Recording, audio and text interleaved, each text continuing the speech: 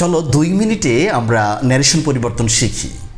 Narration পরিবর্তনের ক্ষেত্রে সাধারণত রিপোর্টেড স্পিচ এবং রিপোর্টেড ভার্ব দিয়ে শেখানো হয়, কিন্তু আমি দেখলাম যে যখন আমরা ন্যারেশন করি তখন আমাদেরকে 5টি গুরুত্বপূর্ণ অংশ পরিবর্তন করতে হয়।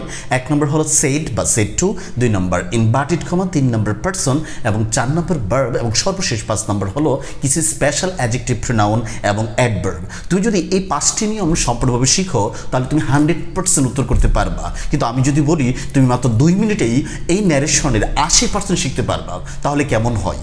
আমি সর্বশেষ দেখতে পেলাম যে আমরা যদি ন্যারেশনের এই নিয়মটা কেবল শিখি, কেবলমাত্র একটি লাইন, তাহলে কিন্তু আমরা 80% ন্যারেশন উত্তর করতে পারবো। সেটা কি, চলো আমরা দেখে নেই। আমাদের প্রথমেই সাবজেক্ট ব্যবহার করতে হবে, তারপর ভার্ব, তারপর অবজেক্ট, তারপর কিছু কনজাংশন অথবা প্রেপোজিশন, তারপর আবার সাবজেক্ট, ভার্ব এবং অবজেক্ট এক্সটেনশন ব্যবহার করতে হবে। প্রথমে সাবজেক্টটা লিখবা।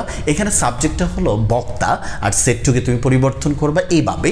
সেট টু সাধারণত পরিবর্তন হবে আস্কড, টোল্ড অথবা রিকোয়েস্টেড, অর্ডার্ড, অ্যাডভাইসের ক্ষেত্রে। যদি বাক্যটা অ্যাসার্টিভ সেন্টেন্স হয় অর্থাৎ সাবজেক্ট দিয়ে শুরু হয় তাহলে তুমি টোল্ড লিখবা, আর যদি সেটা প্রশ্নবোধক চিহ্ন থাকে সর্বশেষে তুমি এটাকে আস্কড লিখবা। ওটা যদি ভার্ব দিয়ে শুরু হয় তাহলে রিকোয়েস্টেড, অর্ডার্ড এবং অ্যাডভাইস লিখবা।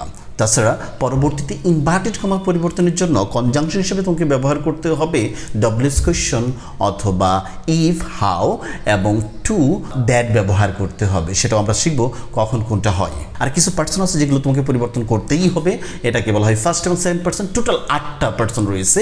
এই পার্সনগুলো হলো I, me, my, we, us, our, you এবং ইউর।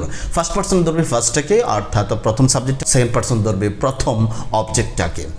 আর ভার্বের পরিবর্তন আরও বেশি সহজ। ভার্ব সবসময় পরিবর্তিত হবে পরেরটাই, অর্থাৎ প্রেজেন্ট থাকলে তোমাকে পাস্ট লিখতে হবে, আর পাস্ট থাকলে তারপরে পাস্ট পার্টিসিপল লিখতে হবে। তবে ভার্বটা যদি পাস্ট হয় তাহলে হ্যাড ব্যবহার করবা অতিরিক্ত।